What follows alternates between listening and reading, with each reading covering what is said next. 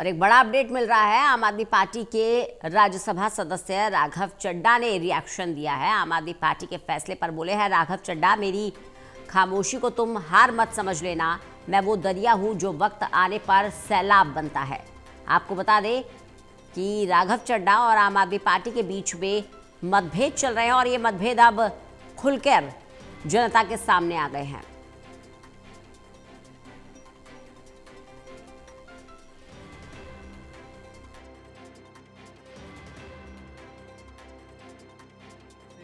आमतौर पर संसद में नहीं उठाया जाता है, लेकिन क्या जनता के मुद्दे उठाना, पब्लिक इश्यूज पे बात करना कोई अपराध है? क्या मैंने कोई गुनाह कर दिया, कोई गलती कर दी? Have I done something wrong?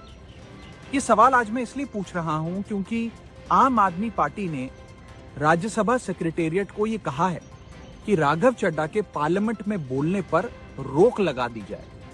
जी हां, आम आदमी पार्टी ने पार्लियामेंट को ये सूचित किया है कि राघव चड्ढा को पार्लियामेंट में बोलने का मौका ना दिया जाए। अब भला कोई मेरे बोलने पर रोक क्यों लगाना चाहेगा? मैं तो जब बात करता हूं देश के आम आदमी की बात करता हूं। एयरपोर्ट पर मिल रहे महंगे खाने की बात रखी, जोमैटो ब्लिंकिट के डिलीवरी राइडर्स की प्रॉब्लम रखी, खाने में मिलावट का मुद्दा उठाया, टोल प्लाजा लूट से लेकर बैंक चार्जेस लूट की बात करी, यहां तक कि मिडिल क्लास पे टैक्स के बोझ से लेकर कंटेंट क्रिएटर्स पर स्ट्राइक क्यों करी जाती है, टेलीकॉम कंपनियां कैसे 12 महीने में 13 बार हमसे रिचार्ज कराती हैं, डेटा रोल ओवर नहीं देती हैं, रिचार्ज खत्म होने के बाद इनकमिंग रोक देती है, तमाम इश्यूज मैंने सदन में उठाए। और ये मुद्दे उठाने के बाद देश के आम आदमी का तो फायदा हुआ, लेकिन इससे आम आदमी पार्टी का क्या नुकसान हुआ? भला कोई मुझे बोलने से क्यों रोकना चाहेगा? कोई मेरी आवाज को क्यों बंद करना चाहेगा? खैर, आप लोग मुझे अनलिमिटेड प्यार देते हैं। मैं जब जब आपके मुद्दे उठाता हूं, आप मुझे सपोर्ट करते हैं, मुझे शाबाशी देते हैं, मेरा हौसला बढ़ाते हैं। मैं आपको कहना चाहता हूं थैंक यू।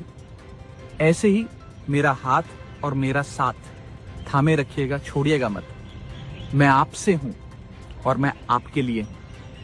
और जिन लोगों ने आज पार्लियामेंट में मेरे बोलने का अधिकार मुझसे छीन लिया, मुझे खामोश कर दिया, मैं उन्हें भी कुछ कहना चाहता हूं। मेरी खामोशी को मेरी हार मत समझ लेना।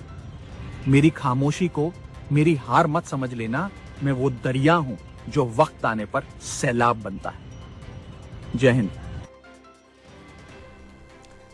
ललित नारायण कांडपाल हमारे साथ, हमारे असिस्टेंट एडिटर लगातार बने हुए हैं।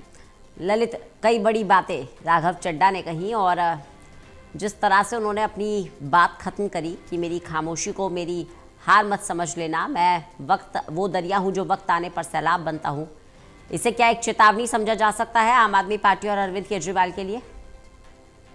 देखिए, कल आम आदमी पार्टी की ओर से जो कदम उठाया गया उसके बाद स्वाभाविक था कि आज राघव चड्ढा का इस पे बयान आना ही था और राघव चड्ढा ने अपना बयान दे भी दिया। उन्होंने जिस तरीके से कहा कि वो मुद्दे उठा रहे थे, और वहीं अगर आम आदमी पार्टी का इस पर क्रॉस रिएक्शन देखें रंजना, तो अनुराग ढांडा ने साफ तौर पर कहा है कि वो पार्टी के मुद्दों के खिलाफ जो है एक तरीके से लगातार बोल रहे थे। उनको जब सीईसी के खिलाफ प्रस्ताव लाने के लिए उनसे साइन करने को कहा गया तो उन्होंने साइन नहीं किया। उन्होंने ये भी कहा कि वो मोदी से डर गए हैं और पार्टी जो एक तरीके से मुद्दे उठाती है उसमें वो पार्टी का साथ नहीं देते हैं। तो आम आदमी पार्टी का दरअसल ये कहना है कि जिस पार्टी ने एक तरीके से उनको राज्यसभा सांसद बनाया वो उसी पार्टी के लिए नहीं है, ईमानदार नहीं है, और उसी का नतीजा है कि एक तरीके से पार्टी ने ये कदम उठाया है। तो अब इस पूरे मामले पर जिस तरीके से ये बयानबाजी हो रही है, क्योंकि आम आदमी पार्टी उनको निकाल नहीं सकती है, आम आदमी पार्टी ने जो कर सकती थी वो कर दिया है, और अब इसमें देखना ये होगा कि आने वाले दिनों में ये जो एक तरीके से दोनों के बीच में जो ये युद्ध शुरू हुआ है ये कहां तक जाता है और इसके बाद आगे अब आने वाले दिनों में हमको क्या कुछ देखने को मिलता है। जी ललित, लेकिन राघव चड्ढा इस पूरे मामले पर एक अलग ही पक्ष रख रहे हैं। उनका कहना है मैं तो आम आदमी के मुद्दे उठा रहा था, इससे आम आदमी पार्टी को क्या दिक्कत हो गई? देखिए, आम आदमी पार्टी भी यही बात कह रही है कि आम आदमी पार्टी कह रही है कि आम आदमी पार्टी से जुड़े मुद्दों को नहीं उठा रहे थे, आम आदमी पार्टी के हितों के लिए काम नहीं कर रहे थे। तो ये जिस तरीके की आरोप प्रत्यारोप का दौर चल रहा है, इसमें जो है महत्वपूर्ण, अब वैसे तो सारी बातें जनता को सोचनी है कि आखिरकार क्या कुछ होना है।